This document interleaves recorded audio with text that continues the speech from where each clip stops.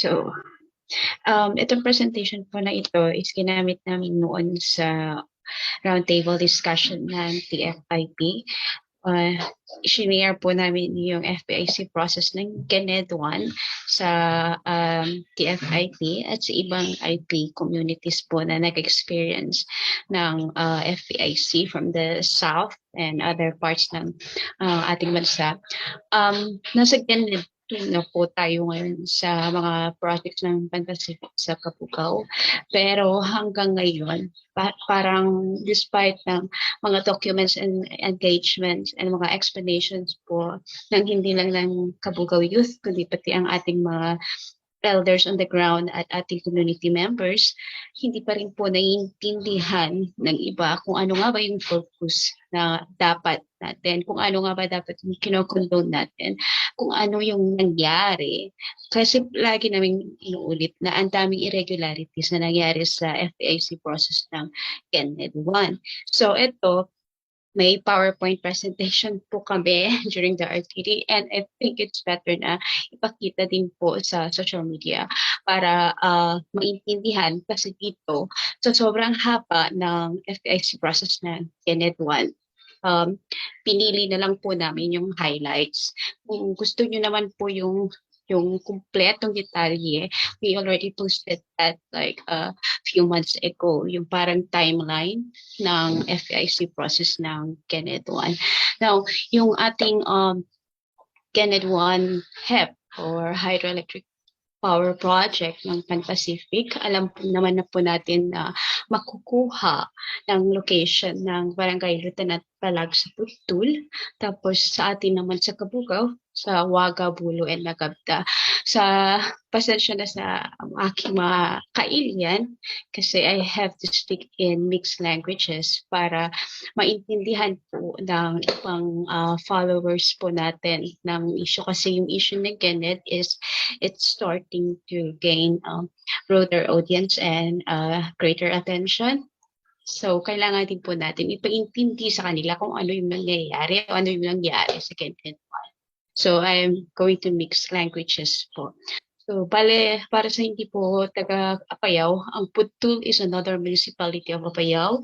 Yung isang barangay po nila ang makukuha ng Kenneth 1. While sa amin sa Kabugao, ang location is makukuha ang Barangay Waga, Pulo, at Magabda. So, sa ating Kenneth 1, 8 ang identified na directly impacted barangays or sinasabi natin directly affected barangays. Tapos the rest are indirectly affected. Para sa mga hindi nakakaalam po masyado ng Kabugao, sa Kabugao, we have 22 barangays. And sa amin, sa grupo namin, ayaw sana namin ina-encourage yung paggamit natin ng directly and indirectly kasi kung tutuusin po sa kalaki ng mga Kenneth projects, lahat naman po magiging affected talaga. Hindi lang yung 8 na directly affected guys, kundi buong Kabugao kasi may Kenneth 2, tapos mayroon ulit na papasok na isa sa Musimot at isa sa Madwa. Anyway, yung highlights po ng ating FPIC process for Kenneth 1, yung FBI natin or field-based investigation nangyari noong 2016. Pero ang CCA1 is noong April 7, 2017. So, para sa presentation, kasi masyadong mahaba yung mga jargons natin, yung mga terms natin, let's just call it CCA na lang or Community Assembly. Nung nangyari noong April 7, 2017, ang venue is sa ating municipal gymnasium sa Kabugao. Ang highlight, which should be our focus, kasi kahit na mag-iba-iba ang project, kung isa pa rin ang directly affected, ang isa pa rin ang affected na ancestral domain, bakit mag-iiba ang decision making process, kahit naman, even if projects may vary, kung andun na establish na kung anong decision-making process ng ating community, yun yung susundin. Nung CCA1 natin, noong April 7, 2017, ang affirmed and validated na decision-making process ng Kabugao or ng ISNAG, all residents ng directly affected barangays will participate in the decision-making process. Para naman sa ating mga indirectly affected barangays, they will send their representatives that cannot participate, but their decision will be the same as the directly affected barangays. So sana hindi pinipilit kasi ngayon pati second net 2, pinipilit natin yung presence ng authorized elders, mga ganyan. Pero hindi. What was affirmed and napag-usapan during the very first community assembly, na-document din ito. And CIP personnel, of course, they were there. Tapos ang ating community, sila ang nag-decide and they validated na lahat sa mga directly affected, they will participate in the decision-making process. Hindi lang through selected or authorized elders. Kasi Kabugao is a single unit. They decide collectively, hindi lang through handpicked and authorized kuno na elders. Now, yung second CCA natin, it happened on the same month, April 28. Ang pinaka-highlight nito is hindi dinisclose ng Pan-Pacific yung mga crucial na information like the survey ng affected na household at ating agricultural land. So imagine how can you decide about a project na hindi mo alam yung buong information. So how can you say yes or you say no kung hindi mo alam kung yung bahay mo is maapektuhan o hindi. And also, it is very important for the proponent or kahit man lang sa NCIP to remind the proponent to disclose everything. Dapat sa CCA2, meron tayong full disclosure ng lahat ng information about the project. Kasi dito nga dapat informed din yung community. The end result, the result of CCA2 should be ma-reach natin yung I sa FPIC para bago tayo mag-proceed sa consensus building, informed na yung community. Pero sa TED 1, hindi po yung nangyari yun. So, ang ginawa ng ating community, they requested an additional assembly para sana masagot pa kasi dami silang katanungan. So, the proponent agreed and they set a date supposed to be on the next month in May pero hindi sumipot ang proponent. Ngayon, isa pang highlight dito. Nung after ng CCA2, meron tayong inactivity ng halos 1 year kasi hindi ako kasi 2019 na ang next na activity dito. So imagine that from April 2017 tapos ang next na FPIC activity was February 2019. So ang haba niya na inactivity. Sa ating FPIC guidelines, any inactivity for more than 6 months is already a ground for termination sana. Pero malay naman ng community. Hindi natin alam that time.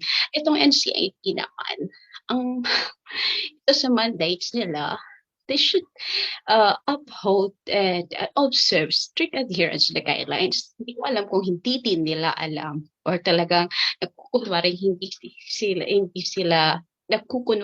nila alam na ang inactivity for more than 6 months naman pala is already a ground for termination.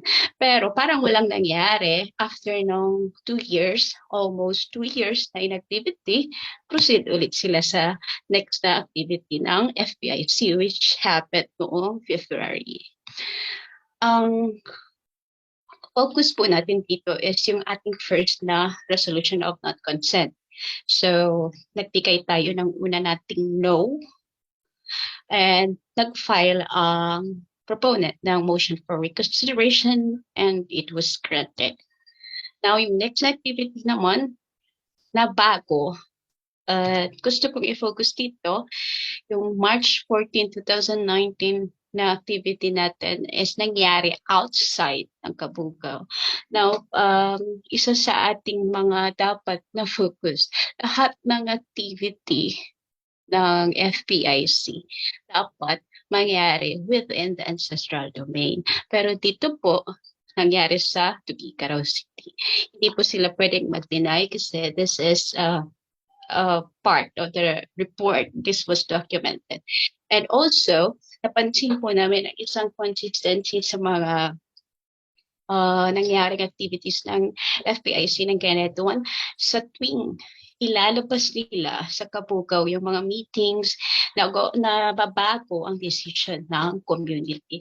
So tingnan niyo po dito na bago yung first rejection natin noong February, naging yes for negotiations only dito. So tinuloy po natin and September 26, bumalik tayo ng Kabugao. This is our second no or second rejection. So, nangyari dito, yung mga nag-reject ng community members noong February 2019, sila din po ang signatories ng RNC nito. Yun din po yung isang highlight doon sa in-between ng dalawang rejections natin. Kasi yung first rejection natin noong February, yung lumabas sila ng Kabugao noong March, na bago ng yes for negotiation. Now, yung mga pumirma ng yes for negotiations only noong March 2019, they are not the same community members na nagsubmit ng RNC ng February. Pero yung resolution natin ng September 26, same po yung signatories noong February or yung first na rejection natin. And itong mga nangyari sa Kabugao, meron po itong September 26, pati rin po yun sa February 2019, meron po silang prior posting. So dito, nag-adhere sila sa guidelines. Yung gusto kong i-focus dito talaga is this one. Kasi ito ata ang nagpagulo lalo sa ating FPIC process ng Kenneth One. Salamat sa lahat ng asimuno ng activity na ito. Now, noong December 20, 2019, si Municipal IPMR, bago ang December 20, 2019, si Municipal IPMR pumunta sa office ng NCIP sa province. Tapos, sabi siya na gusto niyang mag-conduct ng activity. Tapos, ang nakalagay na objective ng event na ito, the IPMR wanted the community members to be enlightened and be broad-minded for projects within the ancestral domain. So, ang comment lang po namin dito, the IPMR or anyone, wala po sila right. Community lang po ang may karapatan. Wala po silang right to impose. Bakit po pinibigyan niyo ng ibang definition kasi yung mga projects or yung development para sa mga community? Let the people decide. Let the community decide. Hindi yung parang nagsubmit na nga sila ng resolution of non-consent, sasabihin nyo pang you want them to open their mind and you want them to be enlightened. Para naman po nakaka-insulto sa community members na nagsubmit na sila ng dalawang RNC, tapos sasabihin nyo, no, you still don't get it. You need to open your mind. Parang ganun pa rin po yung sinasabi nyo. And ang pinaka-importante isipin dito, it's not a part of the FBI's activity. It is the Municipal IPMR's own initiative. So ang nangyari, they overturned the September 2019 non-consent, our second rejection. Wala man lang motion for reconsideration actually sa September 2019 na resolution of non-consent ng community, hindi nag-file ang Pan-Pacific after that ng motion for reconsideration. Wala tayong record. Kahit pa magsinungaling ang NCIP ngayon, ang sinabmit nyo na report, which is already stamped, wala pong motion for reconsideration after the September 2019 RNC. So bakit kayo biglang nagpatawag ng activity? So ang problema sa NCIP dito, they attended. It's not a part of the FIC activity, but they attended. And bakit nila pinapanindigan yung resulta nitong activity na ito kung hindi naman at the part ng FIC process? So this problematic meeting held in Bedouin led to the creation of this set of authorized elders.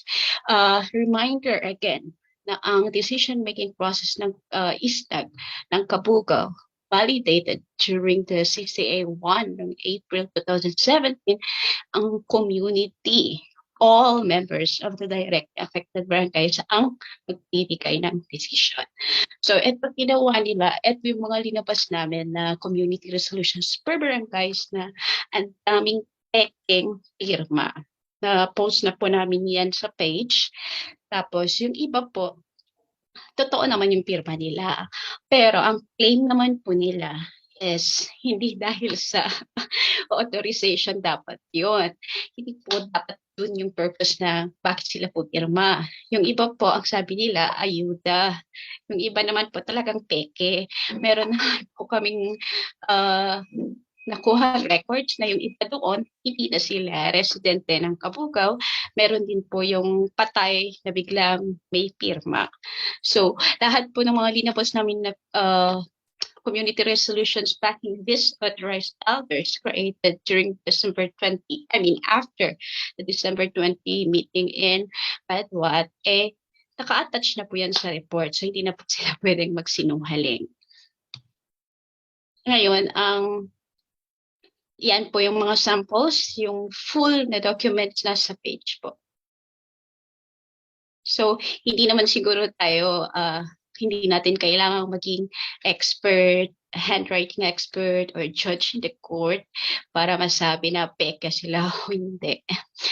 Anyway, nagkaroon sila ng set of elders, so they proceed with negotiation. So from after December 2019 until 2020, nagkaroon sila ng mga negotiations na hindi ko na in-include pero recorded.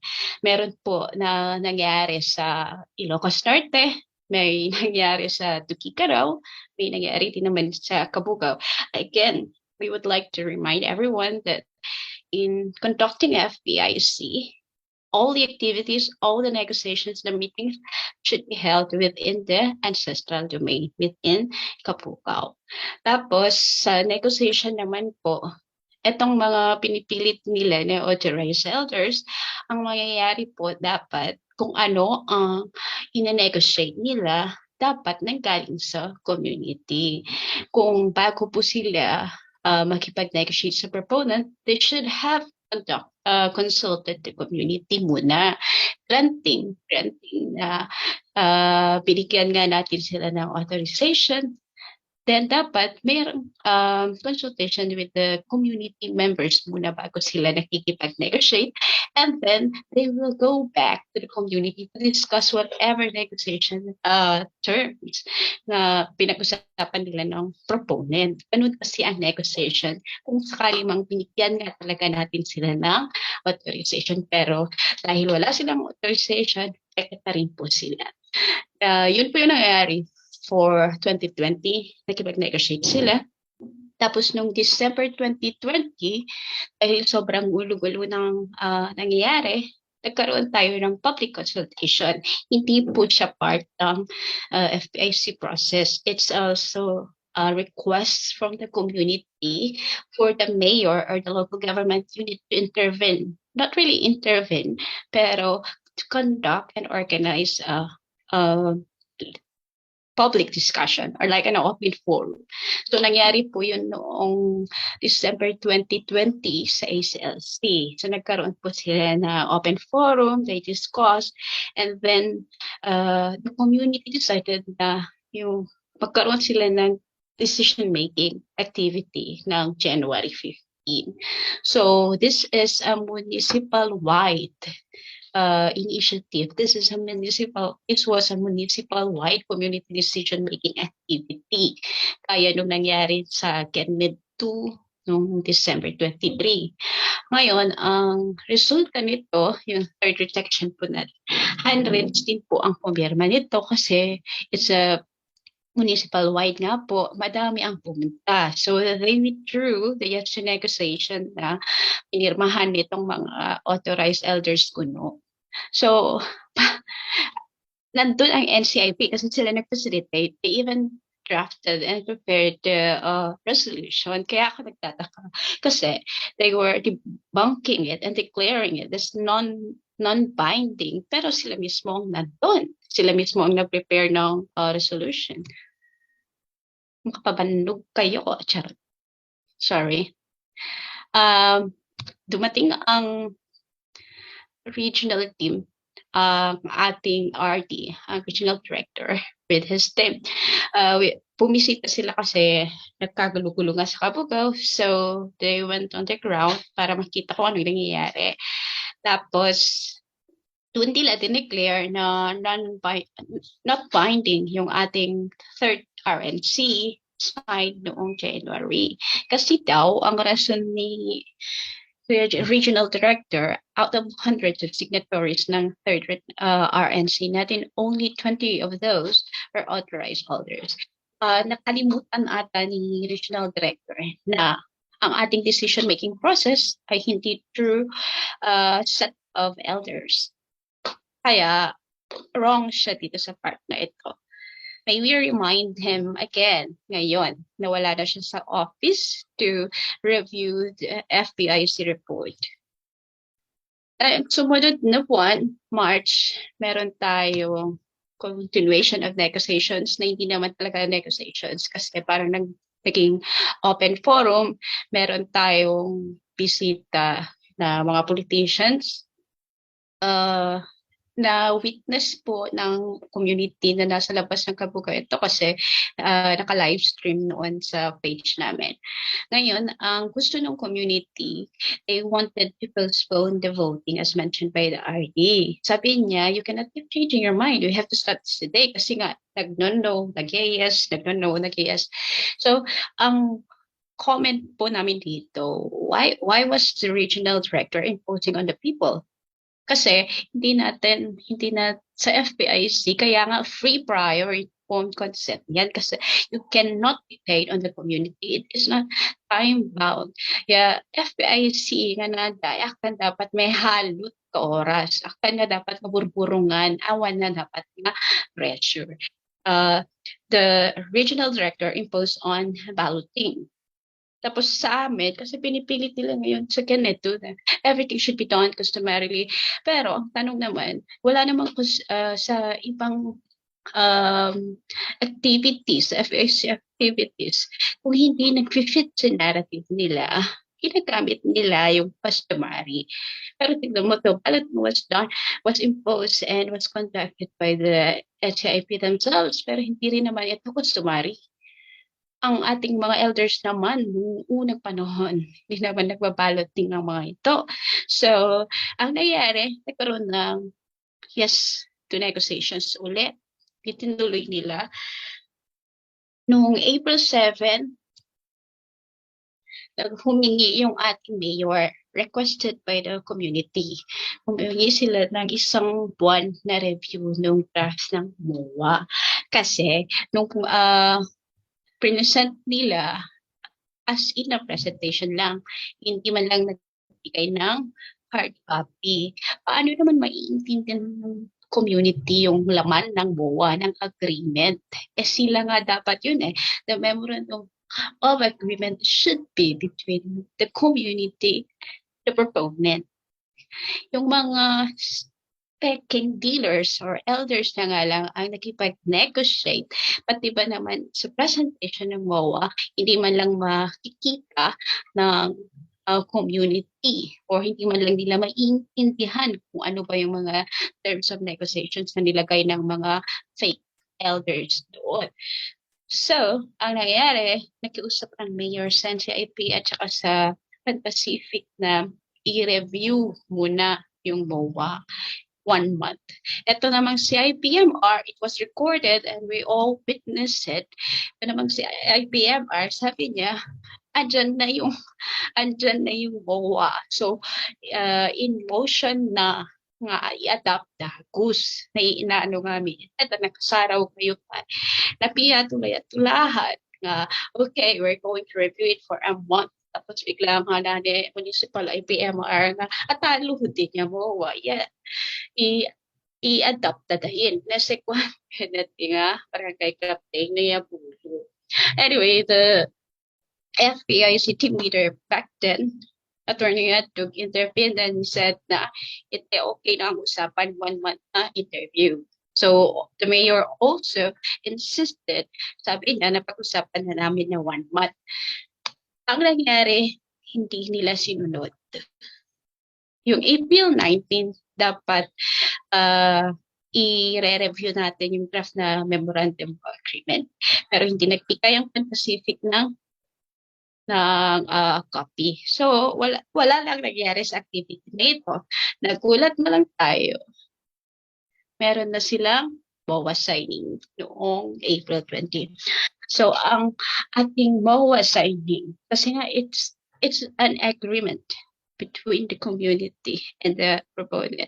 So, bakit nila hindi in-involve ang community? Signing sana, it should be a community assembly. Kung granting lang kung halimbawa na nagbigay nga tayo ng authorization sa mga elders, na sila ang pipirma, mag-negotiate, ganyan, still, the community should be there. Kaya nga ang signing ng MOA ay dapat sa assembly kasi habang pinipirmahan ng mga elders kung ano man yung kasunduan, yung community is watching. Ganun dapat yun. Tapos mas madali sana i-validate kapag andun na agad yung community. Hindi ba NCIP? Pero ang nangyari, sila-sila lang. We all witnessed this. I mean, wala tayo doon. Pero pinost na namin agad nung nakuha namin yung information na bigla sila MOA signing sa EKB. Meron po kami mga pinapuntang representatives pero may mga pulis po doon. Kaya hindi sila nakapasok. Bawal din daw po yung picture ng time na yun. Kaya yung hagdan lang sa EKB yung na-picturean namin. Mangamong kayo. Charot. So yung sa MOA itself, ayaw po namin masyadong i-focus yun kasi hindi nga dapat natin i-acknowledge yun kasi yung mga pumirma, yung mga peke naman po yung authorization nila. Anyway, yung MOA itself, we already posted those documents sa page noon pa at makita nyo din po na ang dami din pong napeke na signatures doon. Tapos, meron na tayong commission and bank. Yung first and second na commission and bank, parehas lang halos yung mga result nila. They deferred action on the application and they also considered the alleged irregularities. Nung August 10 nga, yung present mismo ng Ancestral Domain Office or ng ADO, yung mga recommendations din po nila. We will be posting that document soon. Anyway, yung dalawang first two and bank or SEB, kaparehos po sila halos ng recommendations. Yung pangatlo, yun na yung, yan. Nagkaroon sila ng reservation pero they still verbally granted the certification per condition. Pero may reservations yung dalawang lawyers commissioners po natin kasi nga meron yung irregularities. Kasi yun din po ang nakalagay sa regional review team sa report and evaluation ng RRT. Ilagay yun naman po nila na yung irregularities at pati yun is acknowledged by the Ancestral Domain Office.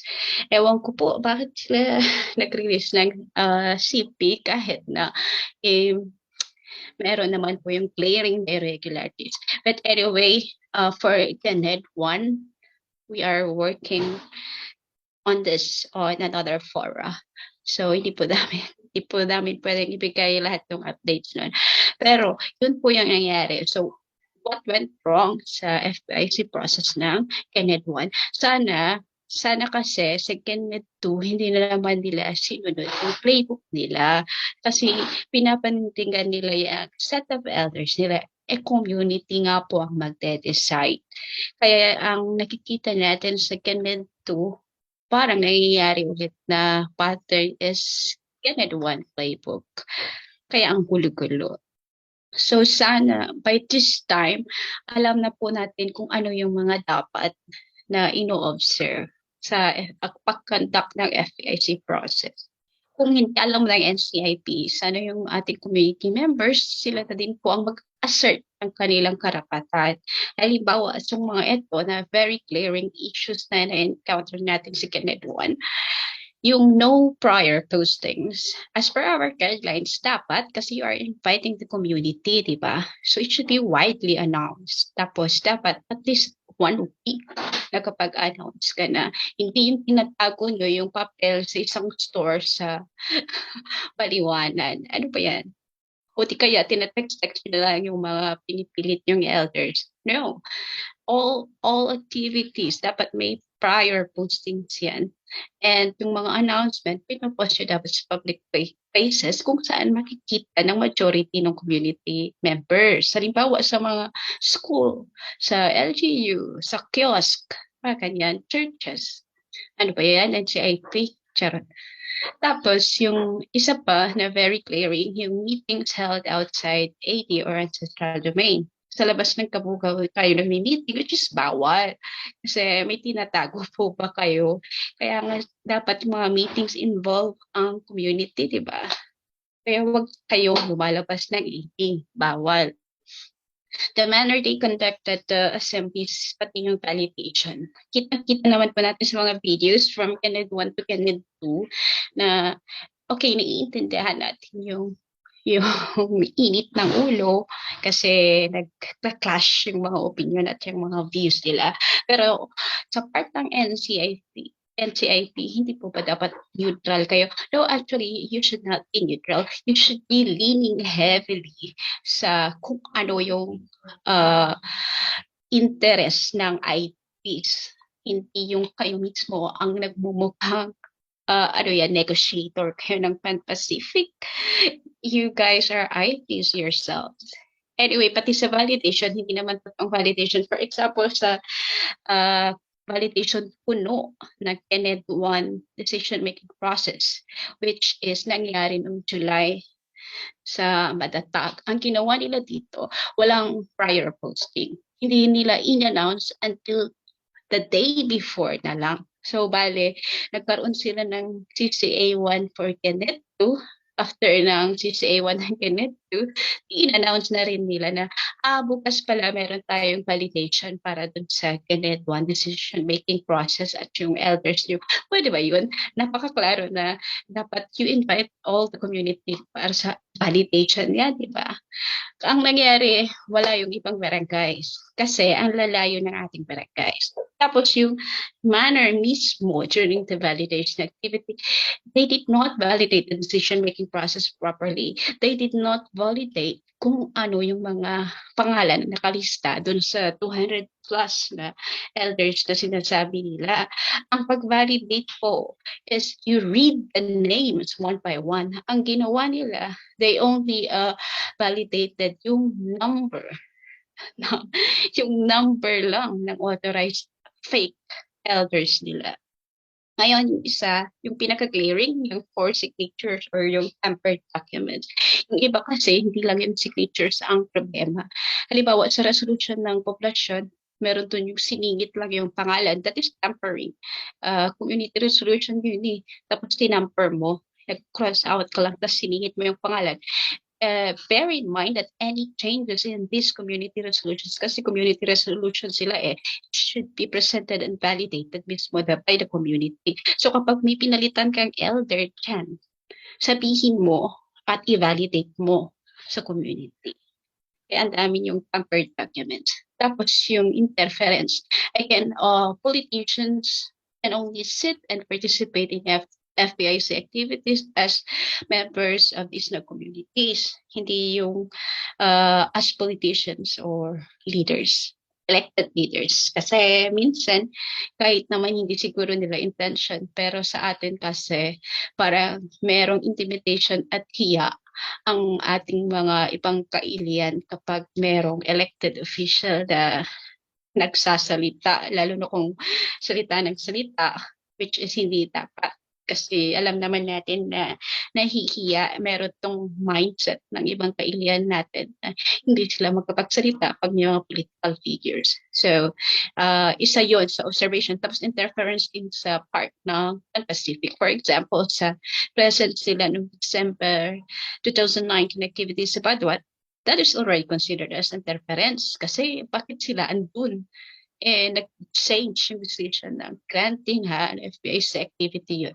Bakit nandun ang proponent? Interference din yun. Tapos yung mga alleged na may mga nakuha din tayong statements na meron talaga mga nangyari na bribery at mga secret meetings pero hindi na natin i-discuss yan. Plus yung lack of proper IEC. Ang laking problema, pagkukulang din sa part na ito. Kaya nga din kami tumutulong sa community kasi pinipilit po natin kaya nang ginagawa namin na ganito, videos and yung graphics or yung documents para sana alam ng community kung ano ang FIC process kasi napaka-importante alam nila yung karapatan nila para makapagsalita sila, para makapag-assert naman sila ng kanilang karapatan. Kasi ang nangyaring FBIC ng Kenneth 1, lalo doon sa mga first few assemblies,